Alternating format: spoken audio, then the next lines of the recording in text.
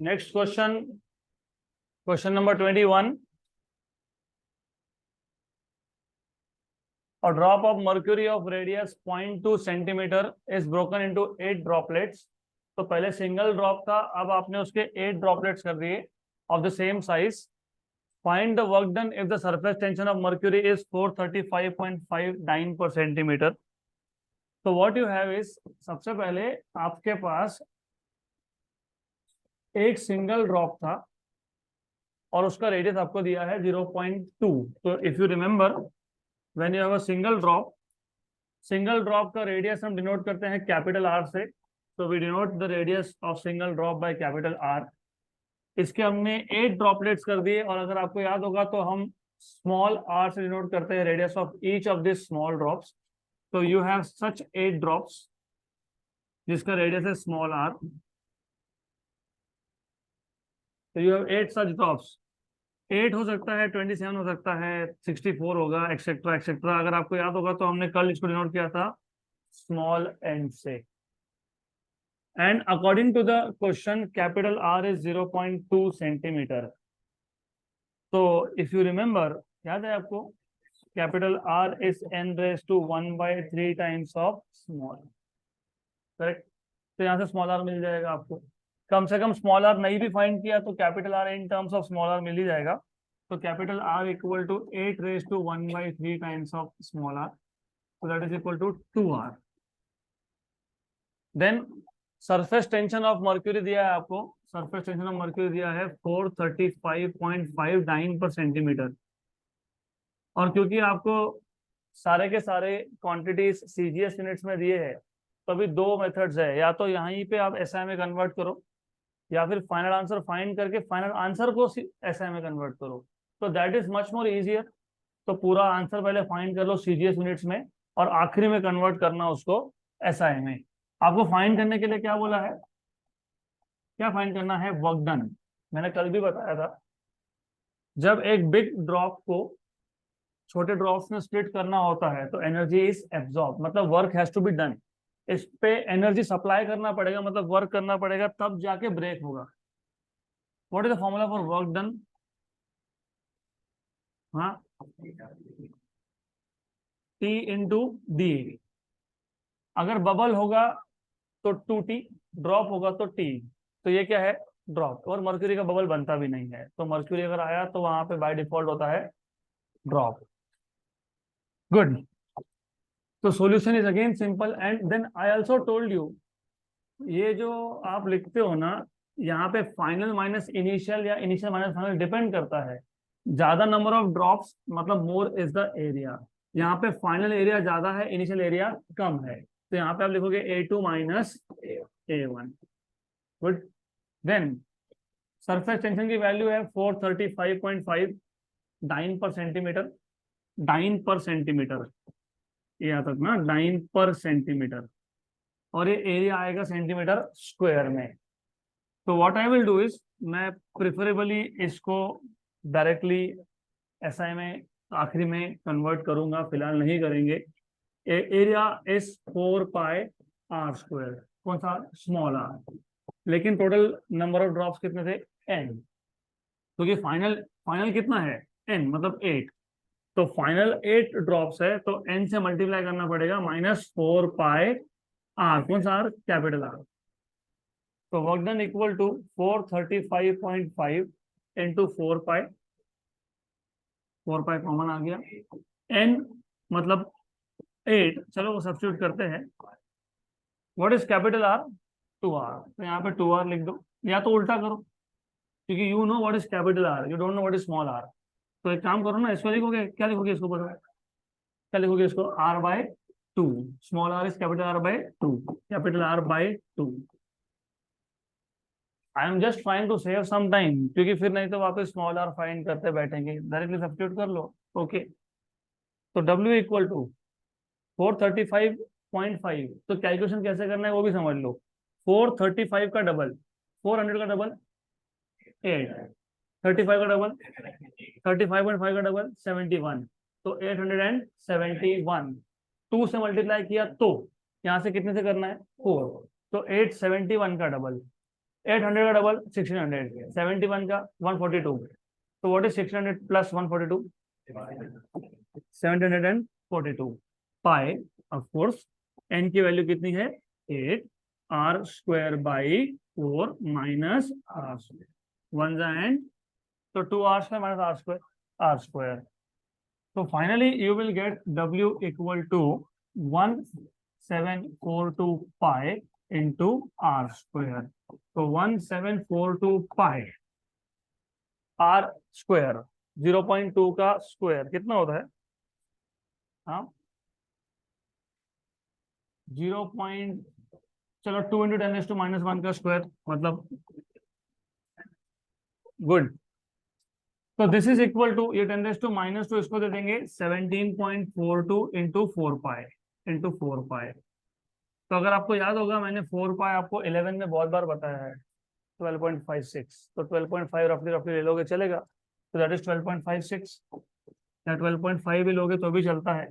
तो इसको मल्टीप्लाई कर लो, 17.42 into 12.56, I will use calculator to do this. तो आपके पास था 17.42 इंटू 12.56, 218.7952, तो 218.79 आंसर क्या दिया हुआ है चेक करो। Question number 21, 2.18 into -5, very good. ऐसा क्यों? क्योंकि ये अर्ग में आया, ये सीजीएस यूनिट है ना, हमने कहीं पे भी एसआई में कन्वर्ट किया क्या? नहीं। तो ये कौन सा यूनिट है? CGS. What is CGS unit of energy? अर्ग। तो ये अर्ग में है। What is the conversion between अर्ग एंड जूल? 10⁻⁷ होता है। तो यू शुड नो दैट 1 अर्ग, अर्ग है ना ये, हाँ, तो 10⁻⁷, तो 218.79 इंटू 10⁻⁻7 मतलब 2.1879 इंटू 10⁻⁻5 जूल। तो यही आंसर होगा। Good, done.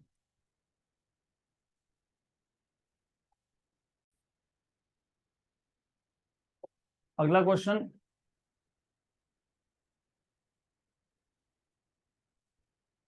How much work is required to form a bubble of 2 centimeter radius from the soap solution having surface tension of 0.07 Newton per meter. How much work is required to form a bubble? Form मतलब पहले नहीं था, तो पहले नहीं था तो initial area 0 है, और फाइनल रेडियस आपको दिया हुआ है 2 centimetre, that is 2 into 10⁻⁻2 metre. तो final area will be 4 pi r final square, तो 4 पाई इंटू 2 इंटू 10⁻⁻2 का square, that is equal to 4 into 4 16, 16 pi into 10⁻⁻4 metre square. और आपको सरफेस टेंशन बता दिया है सोप सोल्यूशन का 7 इंटू 10⁻⁻2, 0.07 मतलब 7 इंटू 10⁻⁻2 न्यूटन पर मीटर। और आपको पूछा what is the work done, तो सिंपल है, वही सेम फॉर्मूला लगेगा जो लास्ट क्वेश्चन में सॉल्व किया था हमने। तो we are suppose to find out what is the amount of work done, and definitely अब सबको भी पता ही है, it is work done equal to 2T, क्योंकि बबल है 2T dA, और of course you know that dA is A final minus A initial, A initial is 0, तो work done equal to 2TAF। तो फॉर्मूला आपके पास ready है, तो just substitute values now. 2 into tension की value 7 into 10⁻16 पाई, 16 into pi into 10⁻⁻4, तो 2 into 7 10⁻⁻2 is -6 into 16, और pi की value I take 22/7, for simple reason क्योंकि 7 7 कैंसिल होते हुए दिख रहा है इसके लिए। उसके बाद 2 इंटू 22 इज 44, 44 इंटू 16, देखो कैलकुलेशन करना सीखते जाओ अब। 44 इंटू 16 ना, पहले 44 इंटू 10 कर लो 440, इंटू 5 कर लो 220, 440 में 220 ऐड कर लो 660, 660। तुमको इंटू 16 करना था, 44 इंटू 16 करना था, तो 44 एक रह गया ना, तो 660 में 44 ऐड करो, 704 कितना आएगा? 704 इंटू 10⁻⁻6 जूल। देखो तो आंसर क्या है, 0.7 इंटू 10⁻⁻⁷ -3 -3 -3। हाँ तो बराबर है ना फिर -3। हाँ तो ये इसके 3 यहाँ शिफ्ट करोगे ना, अरे 3 डेसिमल यहाँ शिफ्ट कर दोगे ना फिर। हाँ तो बराबर है, करेक्ट है। 0.704 into 10⁻³ joule, fine.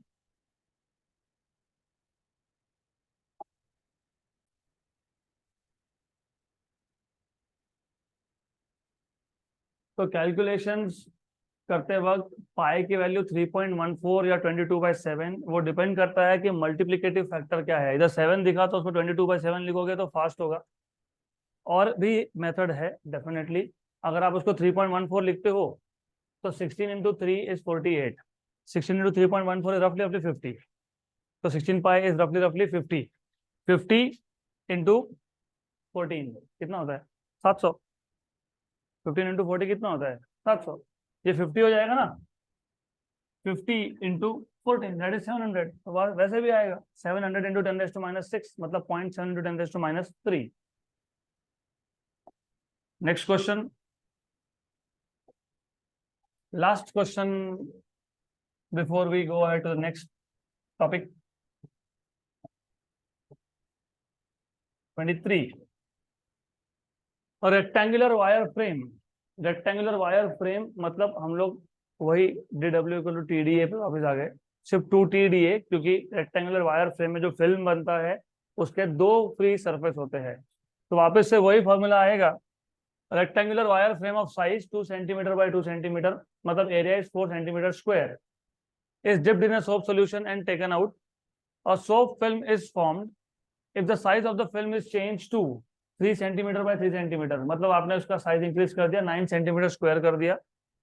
Calculate the work done in the process. The surface tension of soap solution is 3 into 10⁻⁻² newton per metre. तो बहुत सिंपल है। लास्ट पेज होगा ये, फाइल का लास्ट पेज, मतलब प्रॉब्लमेटिक है। Okay, yes, okay.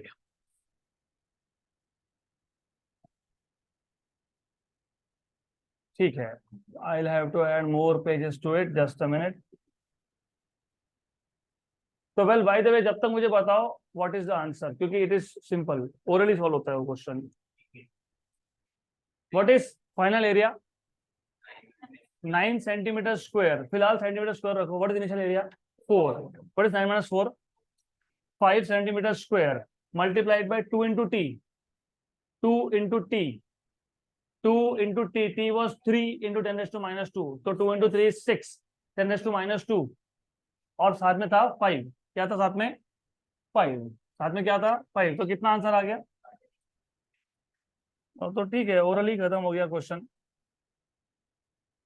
ओके, तो ये जो क्वेश्चन है ये बहुत सिंपल सा क्वेश्चन है।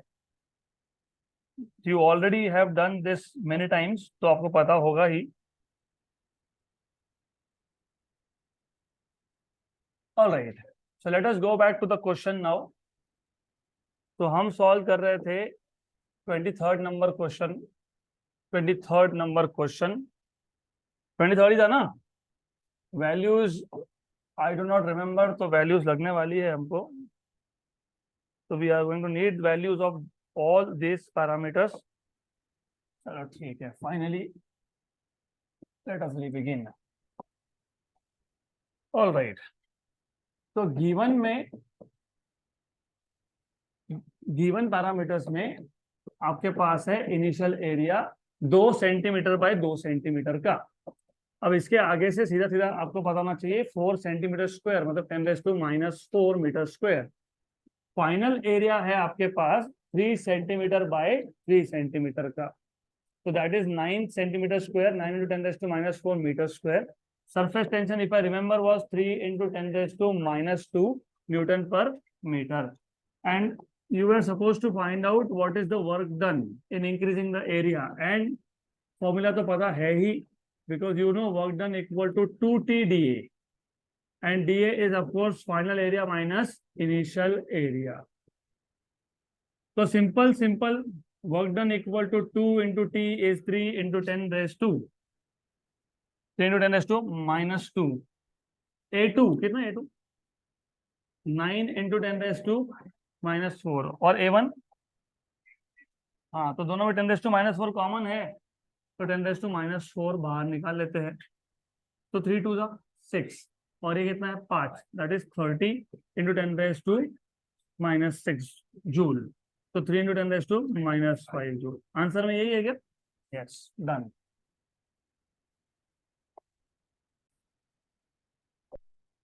Okay, so let us go ahead to next topic, that is capillary action. बहुत interesting topic है. We will see everything in detail. लेकिन सबसे पहले most of you have seen something in practical life. For example, पूजा के time पे दिवाली में जो दिया लगाते हो, राइट, क्या बोलते हैं उसको? वात, वात बोलते हैं ना? You know what is called in English? वो वात को इंग्लिश में क्या बोलते हैं पता है? वहां पर लिखा हुआ है आपके नोट्स में, एग्जाम्पल्स ऑफ कैपिलरी एक्शन में 4 एग्जाम्पल है।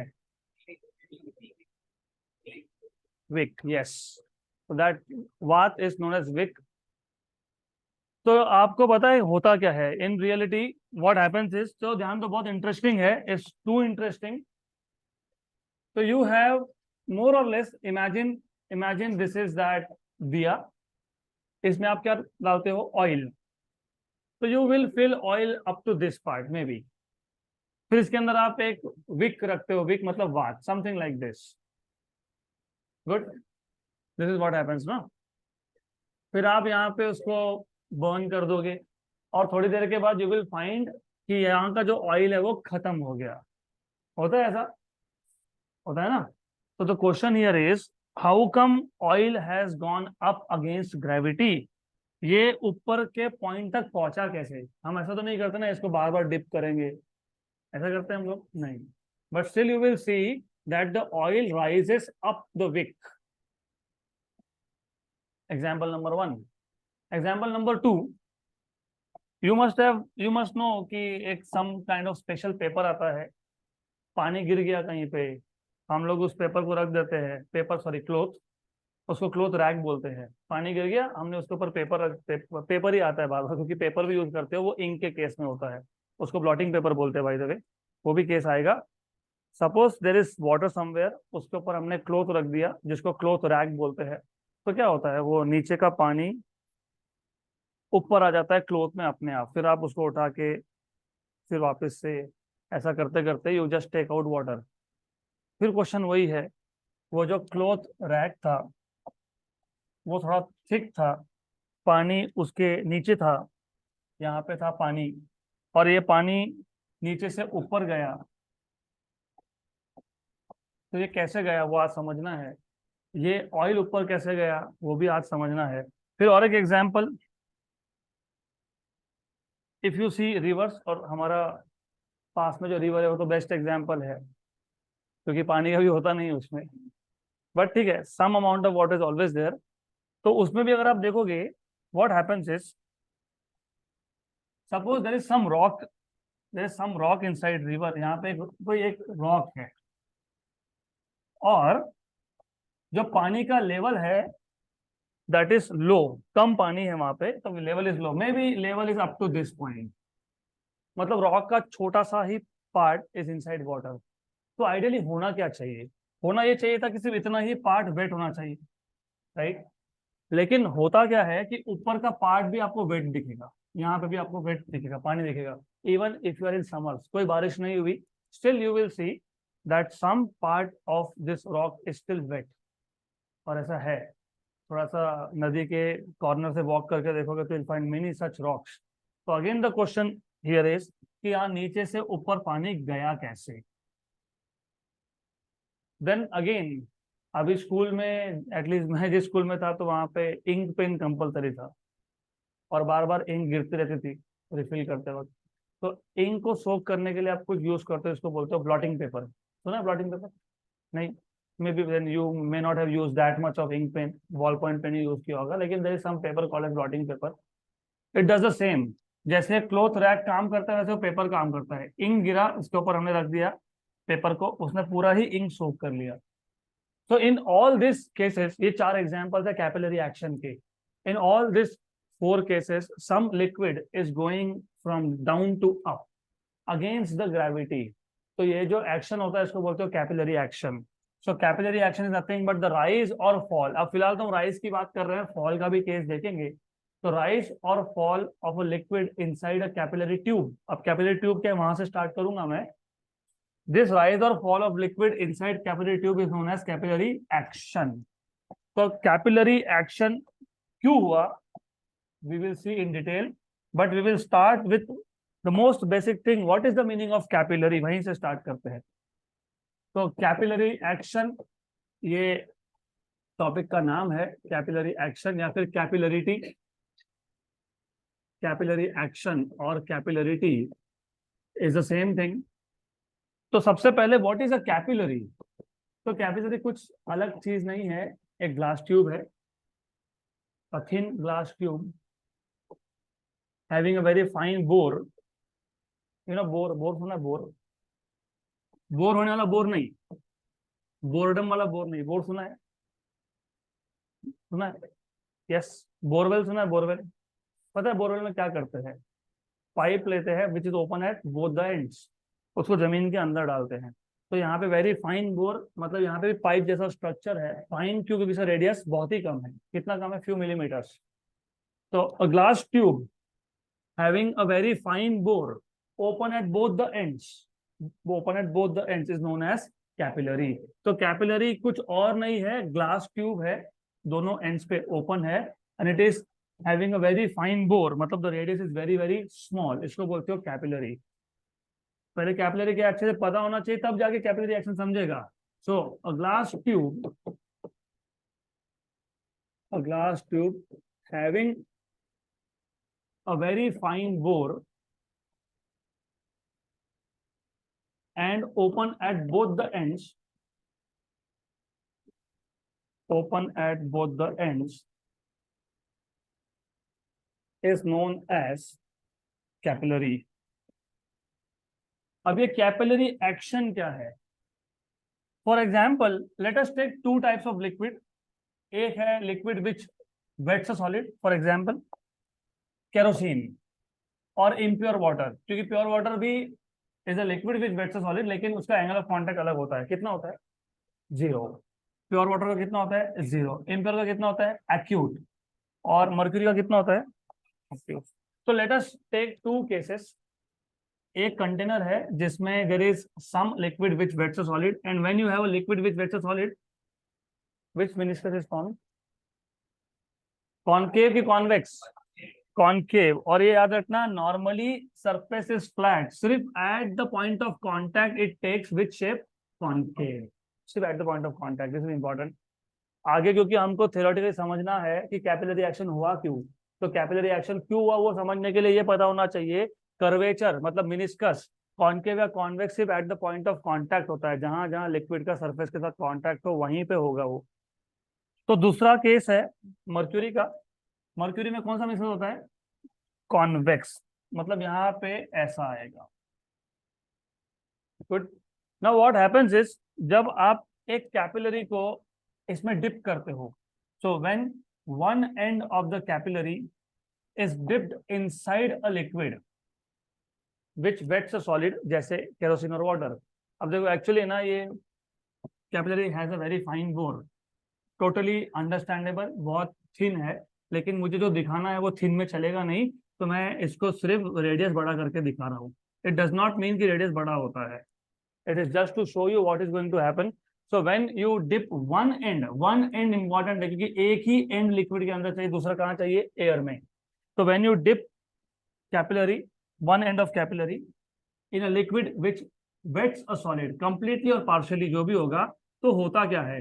कंपेयर टू आउटसाइड लेवल, मतलब कैपिलरी के बाहर, उसके कंपैरिजन में कैपिलरी के अंदर लिक्विड का लेवल बढ़ जाता है. इसको बोलते हैं capillary rise. Compare to outside the capillary, inside the capillary liquid is at higher level, that is called as capillary rise. And if you dip the capillary, one end of the capillary in a liquid which does not wet a solid, जैसे कि mercury, इस case में the level inside the capillary is lower compare to level outside, इसको बोलते हैं capillary fall. तो capillary action मतलब क्या? द राइज और फॉल, द राइज और fall in the level of liquid inside the capillary when it is dipped in a liquid is known as capillary action or capillarity। तो बहुत simple सा concept है ये। तो व्हाट वी हैव इज, हमारे पास एक capillary है, हमने लिक्विड में डिप कर दिया। अगर लिक्विड ऐसा है जिसका एंगल ऑफ कांटेक्ट एक्यूट है तो उस केस में कैपिलरी के अंदर लेवल राइज होगा। अगर लिक्विड ऐसा है जिसका एंगल ऑफ कांटेक्ट ऑब्ट्यूस है तो उस केस में लेवल डाउन होगा, लोअर हो जाएगा। तो इसको बोलते हैं rise and fall. So the rise or fall of a liquid inside the capillary when one end of it is dipped in a liquid,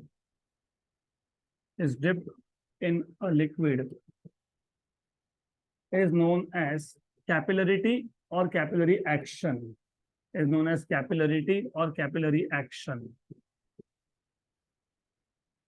So the level inside the capillary rises for a liquid which completely or partially wets a solid, and the level inside falls down for a liquid which does not wet a solid.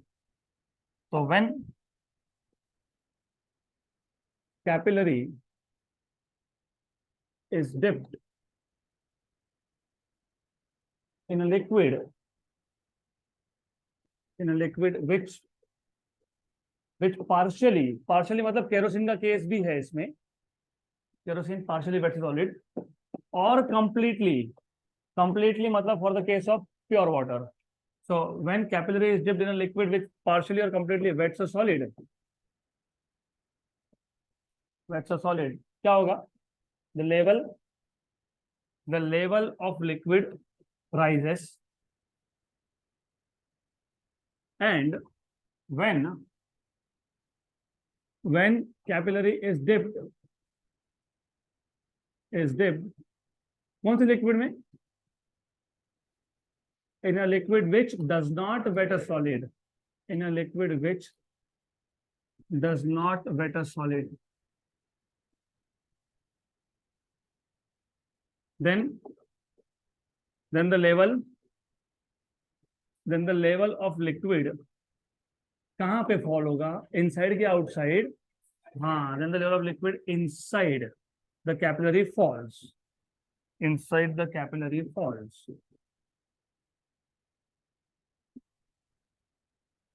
So is this clear?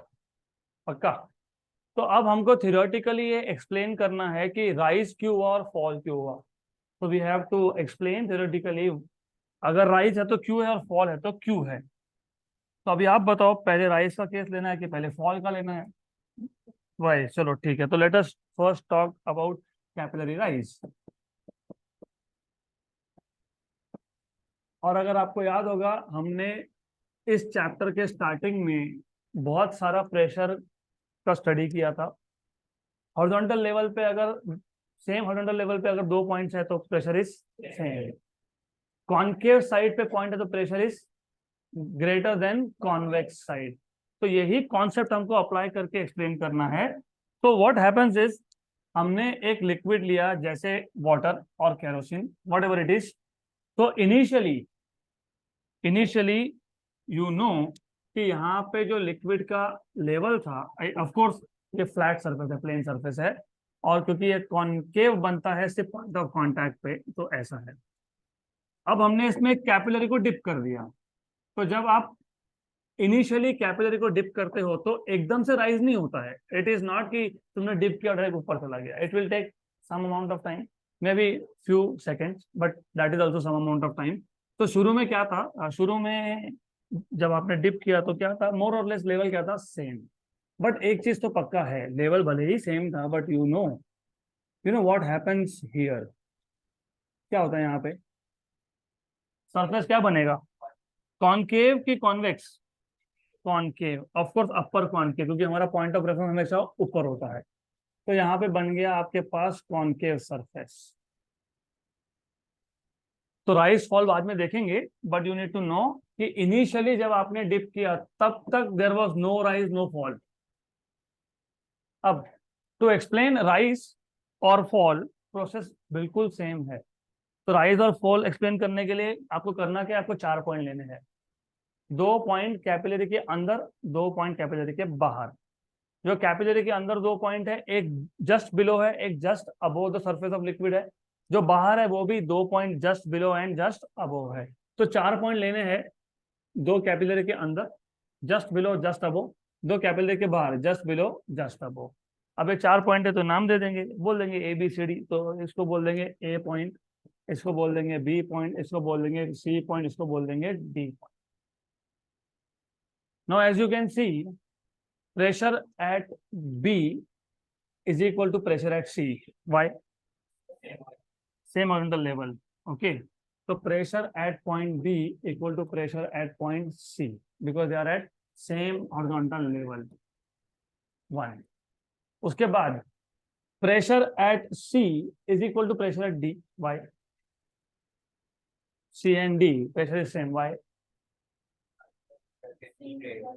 Plane surface है। अगर आपको याद होगा, plane surface के across just below and just above pressure is same. ये 2 दिन पहले हमने देखा था। The pressure across plane surface of liquid is same, there is no excess of pressure. तो pressure at C is equal to pressure at D because these 2 points are just below and just above free surface of liquid which is plane. So from 1 and 2, what do you see? PB equal to PD. Very good. But pressure at point A and D are same. Why? Okay, लेकिन you should say they are exposed to atmosphere. दोनों के ऊपर directly क्या है, atmosphere है। Equation number 4। तो PB equal to PD, बट PA equal to PD, तो PB इक्वल टू PA, ऐसा। चलो मैं थोड़ा सा और इसमें ऐड करता हूँ, थोड़ा सा समझ लो आइडिया क्या है, पहले आइडिया समझो। अगर आपको याद होगा तो मैंने आपको 3 से 4 बार बोला है फोर्स का डायरेक्शन क्या होता है। Laplace law of spherical membrane में बताया था मैंने। फोर्स अंदर से कहाँ था, बाहर की तरफ, याद है ना। ऐसा क्यों था? Pressure on concave side is greater than pressure on convex side. इसलिए तो उस बबल का या ड्रॉप का साइज बड़ा था। यहाँ पे जो लिक्विड का लेवल इनसाइड कैपिलरी है वो क्या होने वाला है, क्या होने वाला है, इंक्रीज। मतलब ये जो है ये ऊपर जाने वाला है। In short this has to go up. ये कहाँ जाएगा, ऊपर। ये याद रखना, अंदर, हाँ, बाहर का नहीं है। तो बाहर का भी ऊपर लेके गए तो हो गया फिर। तो ये जो अंदर का आपके पास लिक्विड था, कैपिलरी के अंदर जो लिक्विड था, इट विल गो अप। अगर इट विल गो अप तो ये ऊपर क्यों जाएगा, पहले वो सोचना पड़ेगा। ये तब जाएगा जब प्रेशर का डिफरेंस हो, नहीं तो जाएगा नहीं। मैंने बहुत बार बताया है कि प्रेशर डिफरेंस के बिना फ्लूइड फ्लो नहीं होता है। तो इसका मतलब एक चीज पक्की है कि यहाँ पे प्रेशर ज्यादा है। कौन सी साइड पे, सी पे। यहाँ प्रेशर ज्यादा है, यहाँ प्रेशर कम है। तो जहाँ प्रेशर ज्यादा है वो लिक्विड को नीचे प्रेस करेगा, और जहाँ प्रेशर कम है वहां पे लिक्विड ऊपर प्रेस होगा। मतलब आपको काट साट के ओवरऑल प्रूव क्या करना है, PC is greater than PV. बस यही आपको प्रूव करना है।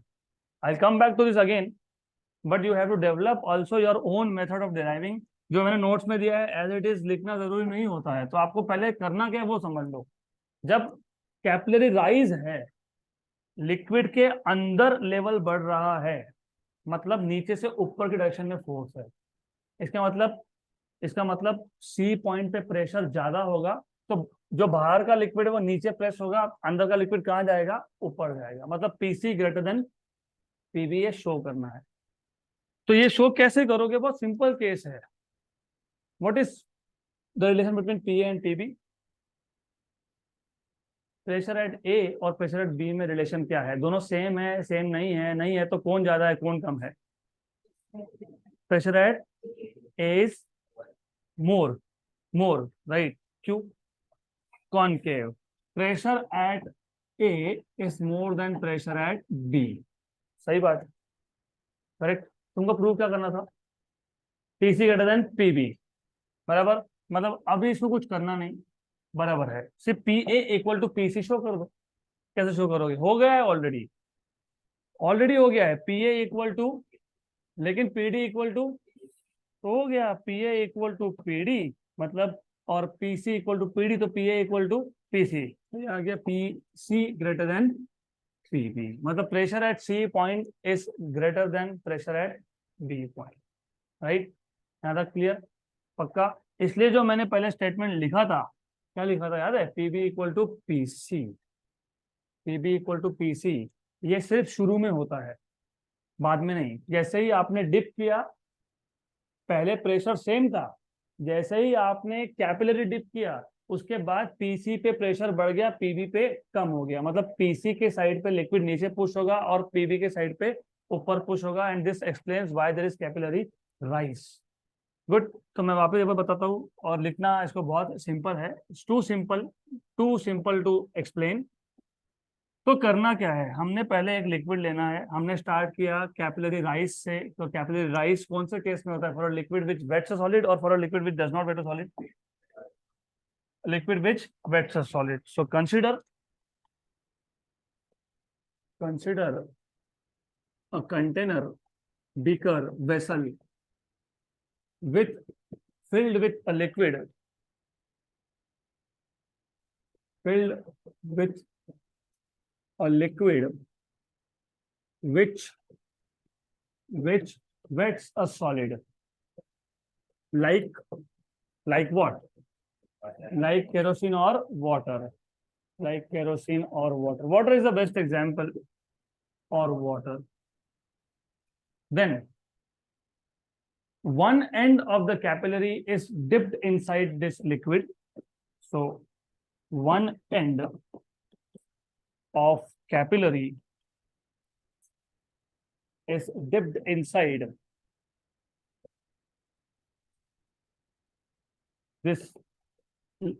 this liquid. उसके बाद हमने 4 पॉइंट्स इमेजिन करने हैं।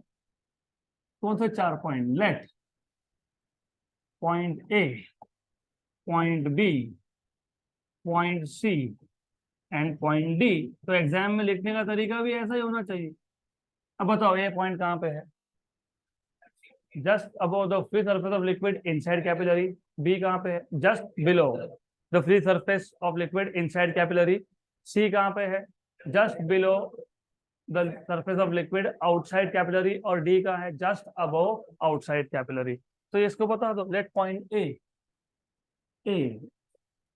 Just above the free surface of liquid कहाँ पे, inside capillary, point B just below the free surface of liquid inside capillary। तो सी और डी आउटसाइड वाले हैं, then same C point just below था, just below the free surface of liquid, कहाँ पे, outside the capillary. और last point भी outside the capillary है। मैं सिर्फ राइस के केस में लिख रहा हूँ, फॉल में सब थ्योरी नहीं लिखूंगा। It is just for you to have one idea about how to write down. Point D is just above the free surface outside capillary,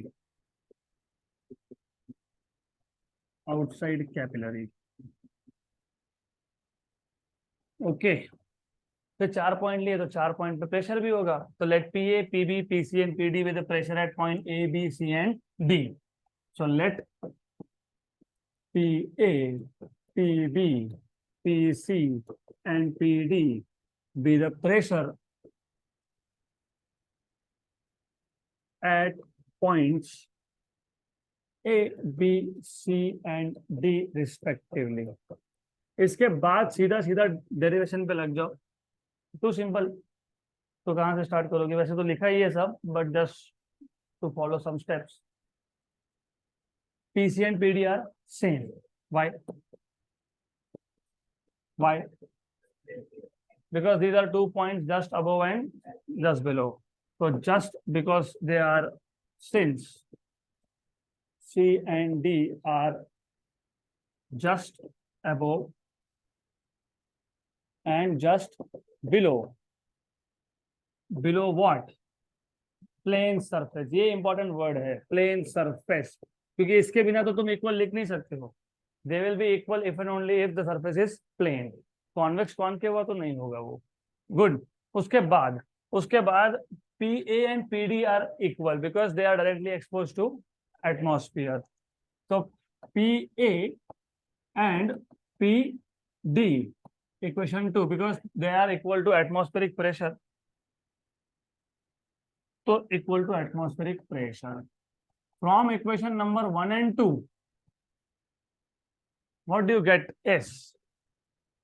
PA equal to PD and PC equal to PD, मतलब PA equal to PC, PA equal to PC, equation number 3।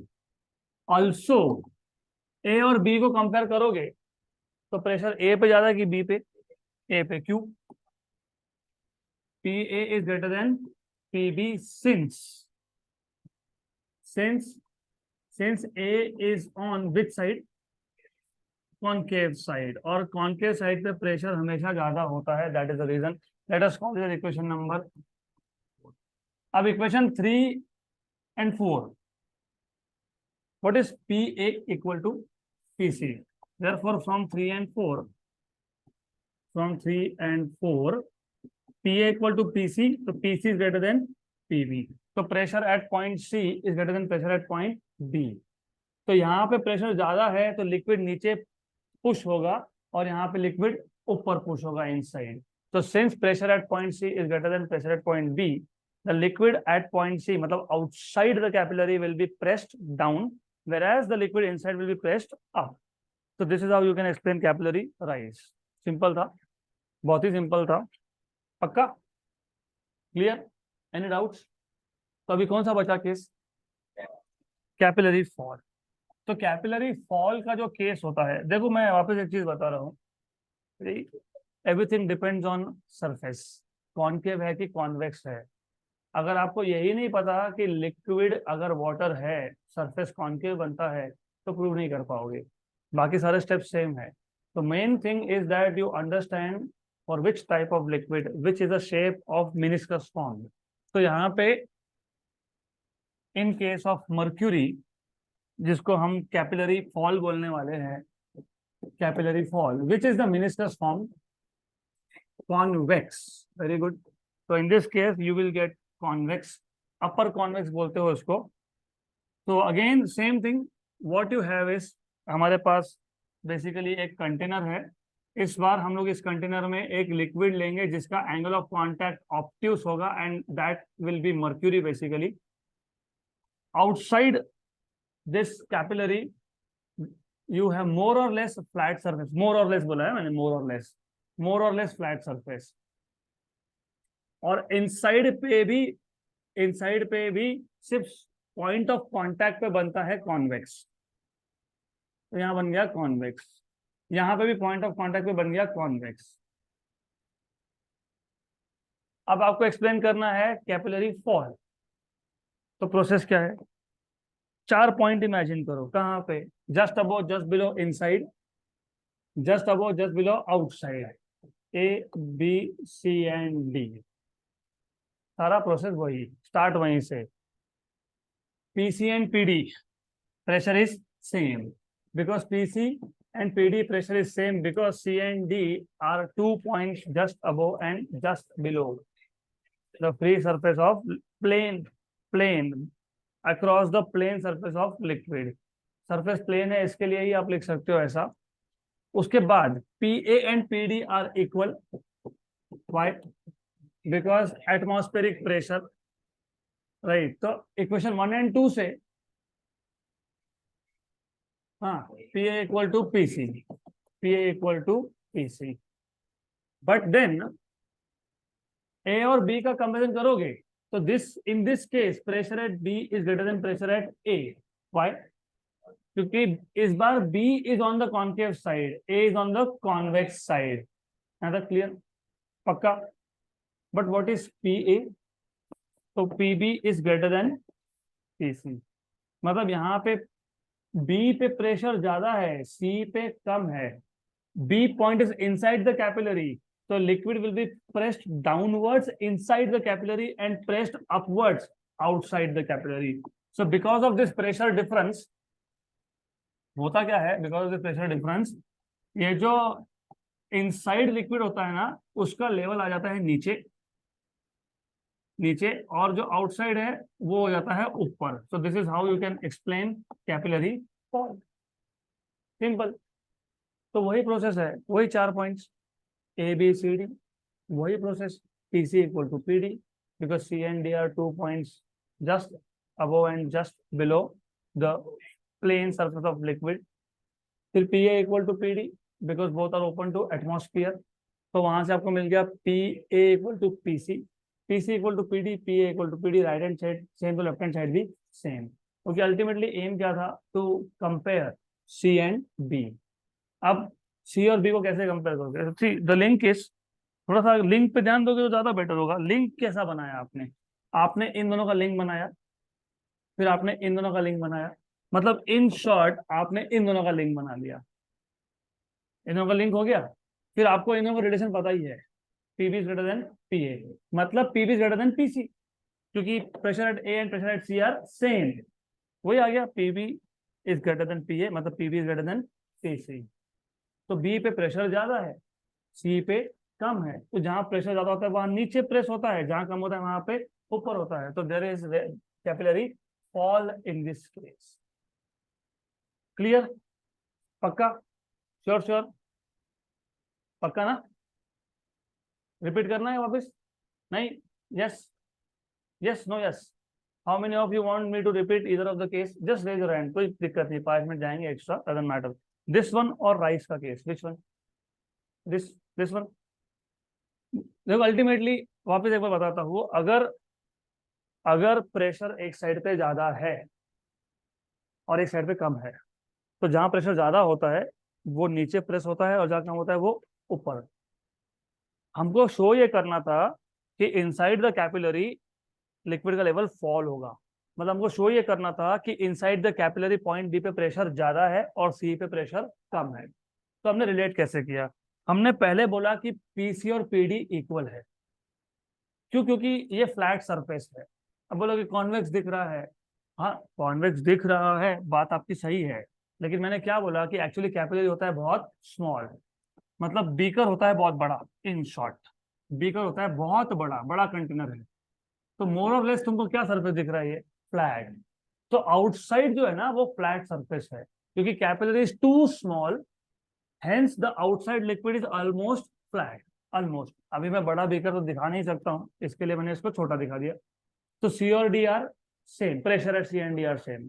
तो हमने C और D का pressure relate कर दिया, फिर हमने A और D का प्रेशर रिलेट किया। A और D का प्रेशर क्या है? सेम। क्यों? क्योंकि दोनों के ऊपर डायरेक्टली एटमॉस्फेयर है। अगर C का प्रेशर और D का प्रेशर सेम है, D का और A का सेम है, तो फिर C और A का भी सेम है। मतलब pressure at A is equal to pressure at C। लेकिन B और A के प्रेशर में क्या रिलेशन है? क्या रिलेशन है? Pressure at B is greater than pressure at A, लेकिन pressure at A is nothing but pressure at C। तो pressure at B is greater than pressure at C। तो B पे pressure ज्यादा है तो लिक्विड नीचे press होगा, और यहाँ पे लिक्विड ऊपर पुश होगा, मतलब inside the capillary there will be fall. Good? Clear? अब चलो राइज या फॉल हो तो गया, लेकिन एक चीज हमको और समझना है। ये फिजिक्स बहुत इंटरेस्टिंग इसके लिए भी है क्योंकि इससे भी ये होके खत्म नहीं हुआ, इसके आगे फिजिक्स स्टार्ट हुआ। अब तो राइज तो हो गया बराबर, लेकिन नीचे ग्रेविटी है। वो ग्रेविटी क्या करेगा? उसको वापस से नीचे लाएगा, लेकिन जाता नहीं है, वो अपने अपने लेवल पे मेंटेन रहता है। तो नीचे का फोर्स, ग्रेविटी, उसको नीचे पुल करता है लेकिन जाता नहीं है। इसका मतलब अपवर्ड कोई फोर्स होगा जो डाउनवर्ड फोर्स को बैलेंस कर रहा होगा। तो ये बैलेंसिंग से एक आपको इक्वेशन मिलता है जो आपके नोट्स में अगला टॉपिक है, एक्सप्रेशन फॉर कैपिलरी राइज और कैपिलरी फॉल।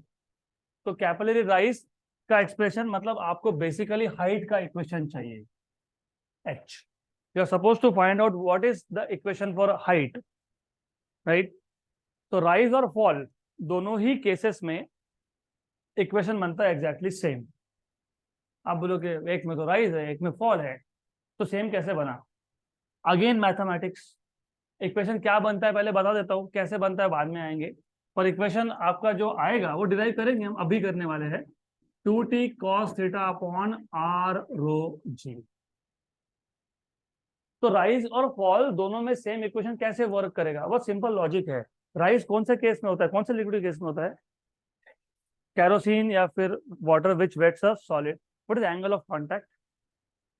लेस देन 90 मतलब acute. What is cos of acute angle, positive की नेगेटिव? तो एच पॉजिटिव मतलब लेवल सरफेस से ऊपर, क्योंकि तुम डिस्टेंस कहां से मेजर कर रहे हो? सरफेस से। अभी तो दिखाया मैंने डिस्टेंस कहां से मेजर किया, सरफेस से। फॉल कौन से केस में होता है? Mercury which does not wet a solid. What is angle of contact for such a liquid? Obtuse. What is cos of angle greater than 90? Negative. Negative ना, तो एच क्या आ जाएगा? माइनस। माइनस मतलब नीचे है। तो same formula will explain both rise and fall. तो इसलिए हम फॉल का इक्वेशन डिराइव ही नहीं करते, हम करते हैं सिर्फ राइज का। और राइज का जो इक्वेशन है, एक्सप्रेशन फॉर हाइट बोल सकते हो उसको, एक्सप्रेशन फॉर राइज बोल सकते हो इसको। तो ये जो इक्वेशन है ये दो मेथड से डिराइव कर सकते हो। एक है बाय प्रेशर डिफरेंस मेथड, है ना, वहां पे दिया है ना, और दूसरा है यूजिंग फोर्सेस। तो मैं सेकेंड मेथड पहले बताऊंगा क्योंकि वो आपको ऑलरेडी पता है, यूजिंग फोर्सेस। तो एक्सप्रेशन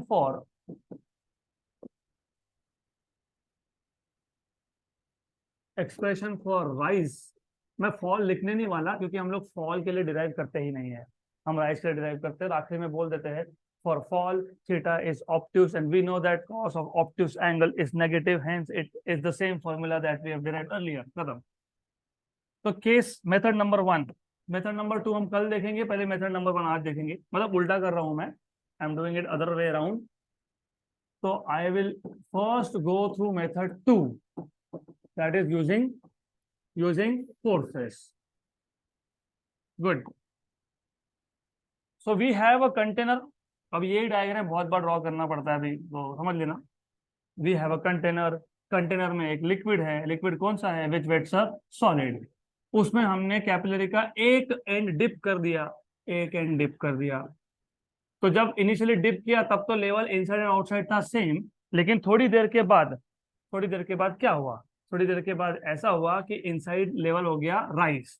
तो मैं डायरेक्टली जो थोड़ी देर के बाद हुआ वही दिखाने वाला हूँ। I will not show very initial stages. तो थोड़ी देर के बाद, after a while you will find something like this. और जानबूझ के थोड़ा सा कर्वेचर ज्यादा दिखा रहा हूं मैं क्योंकि मुझे यहाँ पे टेंजेंट ड्रॉ करना है, राइट। तो हुआ क्या? हुआ ये, जैसे डिप किया लेवल बढ़ गया और आपको फाइंड करना है एच। आइडियली स्पीकिंग इसमें जो एक्स्ट्रा लिक्विड है, अभी एक्स्ट्रा लिक्विड मतलब कैपिलरी के अंदर बाहर के लेवल के कंपेरिजन से एक्स्ट्रा, मतलब ये इसका क्या होगा? वेट। और वेट कहाँ एक्ट होता है? डाउनवर्ड्स। तो राइज तो हो गया लेकिन फॉल भी होना चाहिए और वापस से सेम लेवल पे जाना चाहिए, जाता नहीं है। इसका जो वेट है mg, इसका मास है m, तो इसका वेट है mg डाउनवर्ड्स। तो ये नीचे आना चाहिए, आता नहीं है, मतलब कोई तो अपवर्ड फोर्स बैलेंस कर रहा होगा।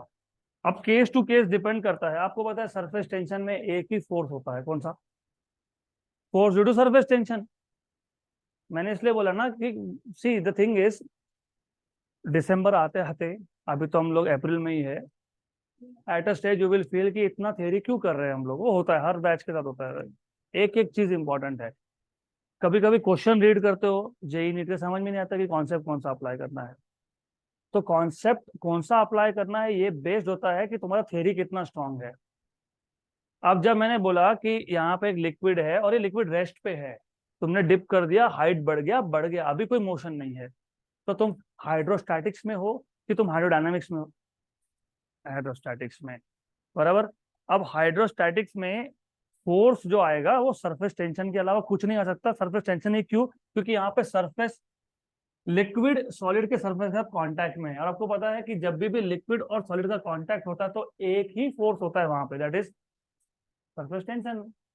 तो अभी कॉन्सेप्ट कौन सा अप्लाई होगा? Surface tension, simple. फिर सरफेस टेंशन अप्लाई होगा तो आपको डेफिनेटली ये भी पता होना चाहिए what is the direction of force due to surface tension, tangential.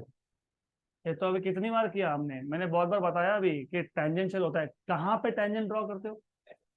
Eight the point of contact of liquid and solid. तो यहाँ पे ये आ गया आपका tangential force, that is force due to surface tension. जहां जहां पे कांटेक्ट होगा वहां हर जगह पे होगा। और थोड़ा सा एक चीज समझ लो, ये 2 डायमेंशनल बोर्ड है जिसपे मैं लिख रहा हूँ, लेकिन रियलिटी में ये चीजें 3 डायमेंशनल है, तो सिर्फ 2 जगह पे टच नहीं करता है। पानी का glass,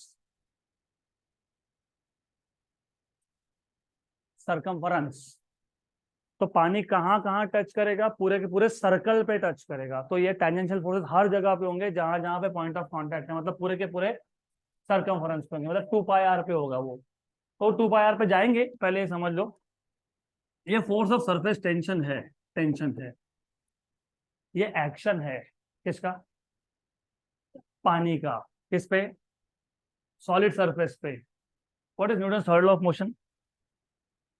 every action has equal but opposite, equal in magnitude, opposite in direction. तो ये टेंशन का रिएक्शन आ गया, ये टेंशन का रिएक्शन फोर्स है। और टेंशन का जो रिएक्शन फोर्स है वो मैग्नीट्यूड वाइज तो इक्वल ही है ना, सिर्फ डायरेक्शन वाइज क्या है? अपोजिट, लेकिन मैग्नीट्यूड वाइज क्या है? इक्वल।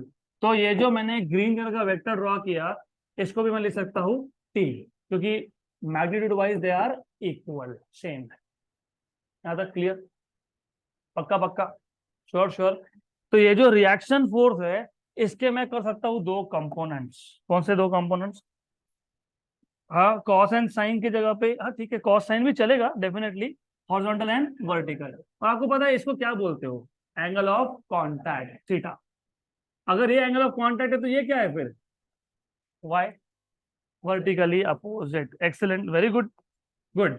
तो इसके मैंने कर दिए 2 कंपोनेंट्स। एक कंपोनेंट यहाँ आ गया, that is sine theta component, और एक कंपोनेंट ऊपर जाएगा, कॉस थीटा कंपोनेंट। ओके, यहाँ पे भी इसका आएगा एक साइन और ऊपर एक जाएगा cos.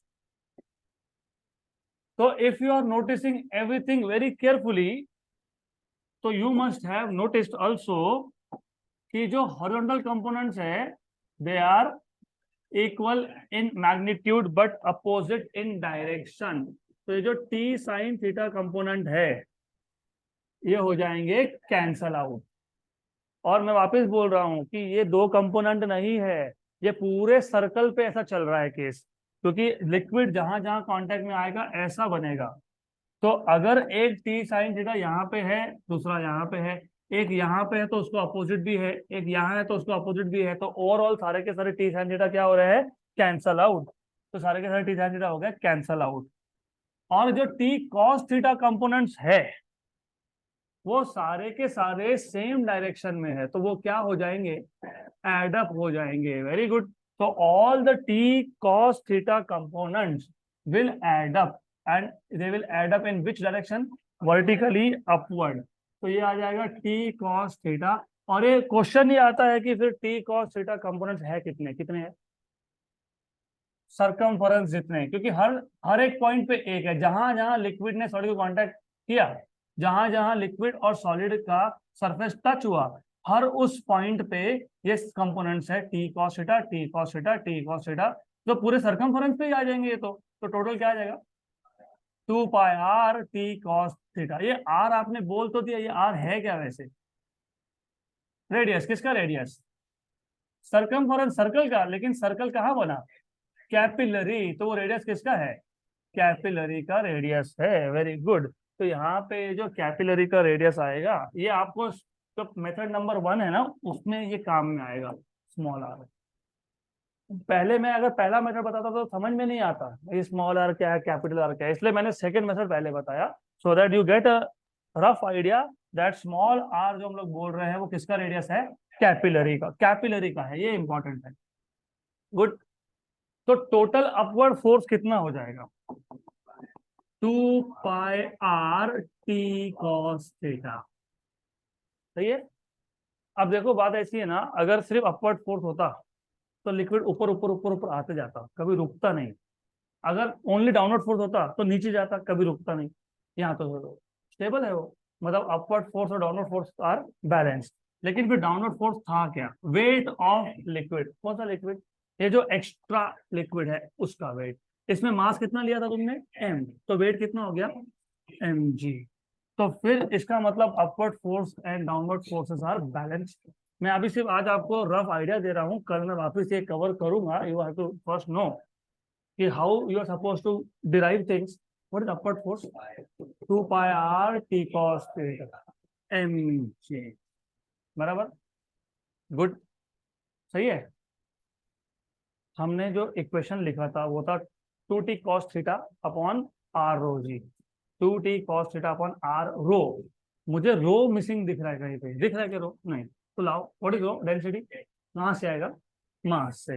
What is density, mass upon volume. What is mass, density into volume. किसका वॉल्यूम, किसका वॉल्यूम, कैपिलरी में जो लिक्विड है उसका volume. How do you find out volume of cylinder, क्योंकि सिलेंडर बन गया ना, पाया स्क्वायर एच, मतलब area into height. Very good. तो ये जो वॉल्यूम वी लिखा है, ये जो वॉल्यूम आपने लिखा है V, that will be area into height, और जी आएगा। ओके, तो 2πr t cos θ रो एरिया होता है pi are square h g. Pi pi by by, r r भी कैंसिल हो गया एक, तो ये आर रो जी को शिफ्ट कर लो, तो h equal to 2t cos θ upon r रो जी हो गया, इक्वेशन डिराइव। क्लियर यहां तक, गुड। तो just a very quick recap, what has happened is, थोड़ा सा इसको लिंक करो without without seeing anything on the board, this is important. तो फिजिक्स का पढ़ाई करने का तरीका भी ये है, एक बार टॉपिक पढ़ लिया, close your notes, write down what ever you remember. एक बार दिक्कत होगी, दो बार होगी, तीसरी बार सब क्लियर हो जाएगा अपने आप। लिक्विड था वाटर, हमने डिप कर दिया कैपिलरी, लेवल आ गया अप। जो एक्स्ट्रा वाटर अप आया उसका मास है, मतलब उसका वेट है। वेट वर्टिकली डाउनवर्ड्स एक्ट करता है, तो वो नीचे आना चाहिए था, आया नहीं। मतलब उस डाउनवर्ड फोर्स mg को किसी एक अपवर्ड फोर्स ने बैलेंस किया होगा। अभी यहाँ पे क्योंकि लिक्विड एट रेस्ट है, तो और लिक्विड और सॉलिड का कांटेक्ट है, तो force is only due to surface tension, क्योंकि सॉलिड और लिक्विड का कांटेक्ट पे एक ही फोर्स होता है, surface tension, that is tangential, that is action. Liquid का सॉलिड पे एक्शन, सॉलिड क्या करेगा, रिएक्शन, इक्वल बट अपोजिट। तो टी टी, उसके दो दो कंपोनेंट, टी कॉस, तो sorry T sine and T cos. ये जो टी साइन है ये सारे हो गए कैंसल, टी कॉस हो जाएंगे ऐड। राइट, क्यों बता रहा हूँ, इस पे जेई नीट में क्वेश्चन आते हैं, आएगा, हम लेंगे। तो टी कॉस है कितने, 2πr, क्योंकि सरकमफरेंस था, सर्कल था, तो 2πr टी कॉस थीटा। किसने किसको बैलेंस किया, mg को। मास क्या है, वॉल्यूम इनटू डेंसिटी। तो 2πr T cos theta equal to volume into density into G. What is volume, pi are square H. तो 2πr T cos theta equal to pi are square H rho G. Pi pi R R cancel, तो 2t cos theta equal to r row G h। तो h equal to 2t cos theta upon r रो जी हो गया derive. Difficult है ये, नहीं, very good. तो फिर अभी आगे का कल देखते हैं।